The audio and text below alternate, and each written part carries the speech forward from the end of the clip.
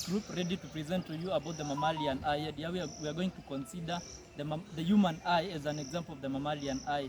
With me, with my colleagues, I'm Mishek Motinda Mutua, E37/2921/2021. I am Kirui Kipkoech Sang, E37/2997/2021. Orinda Josiah Ouma, E37/3098/2021. Okay, I will start on the of the mammalian eye. Here, mammals have one pair of simple eyes for vision. Here, we shall consider the eye of human beings as an example of the mammalian eye. The human eye is protected from entry of solid particles by hairs which form the eyelid.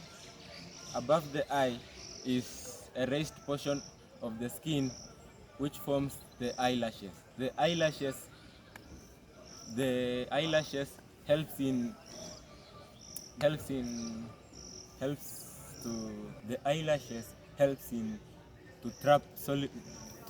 trap dust and other solid particles from entering the eye. And that was my part. On the anatomy of the human eye, we are going to start with the cornea, which is the outer covering of the eye, and its role is to refract light. We also have the aqueous humor, which follows the cornea, and its role is to maintain the shape of the cornea and also to nourish the eye. We also have the iris and the pupil, which we are going to discuss as a common unit. And we have let's start with the pupil. And the pupil, its role is to receive light from the cornea and the aqueous humor. We then have the iris. Iris whose role is to regulate the size of the pupil. We also have the lens, whose role is to allow the eye to focus on objects regardless of the distance. So it allows the eye to focus on both distant and near objects. Let's talk about also the vitreous humor, which is a transparent watery gel, whose role is to support the eye, and it also allows for a certain distance required to focus light. At the anterior back of the eye, we also have the retina, whose role is to activate the photoreceptor cells, which are the rods and the cones which facilitate the vision.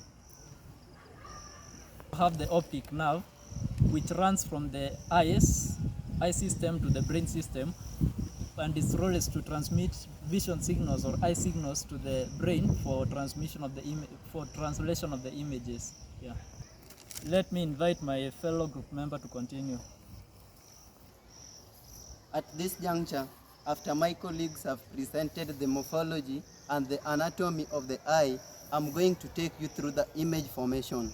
And starting with the image formation on the eye, the lens focuses the light onto the vitreous humor, and after the lens has focused the light onto the vitreous humor, the retina receives the image, and after the image is received by the retina, the cornea focuses the image onto the eye lens, that's the internal eye lens, which sends the impulses of the image into the brain cells to create the vision. And that's all about the image formation on the eye. Proceeding on to the eye defects, we have the 3 eye defects.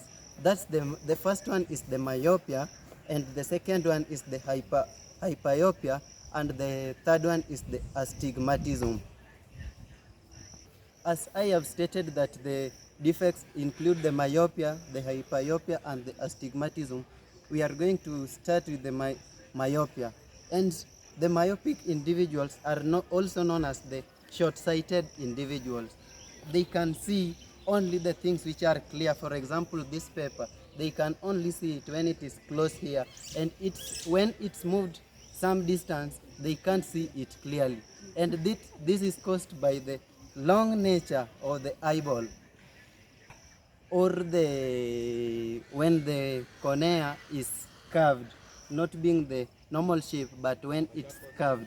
And this lengthy nature of the eyeball causes the light to be focused on the front part of the retina and not on the retina. And this eye defect can be corrected by wearing a concave lens, which will make the image, or which will make the light to be focused onto the retina. Proceeding on to the hyperopia. Hyperopia is just more or less the same as myopia, and it's also known as the farsightedness. This is when an individual can see an object when it is far away and not when it is close. And this is caused when the eyeball is too short or when the cornea is flat and not the normal shape of the cornea. This shortness of the eyeball makes the light to be created or to be focused on the behind part on the retina and not focused on the retina itself.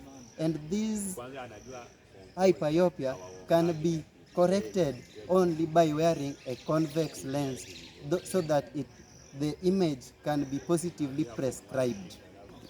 And as I had said that the defects are 3, I'm going to the last one, which is the astigmatism. The astigmatism is also known as the rapt perspective. This is when the image looks blurry and not clear as such. They are somehow looking translucent. They doesn't seem to be clear.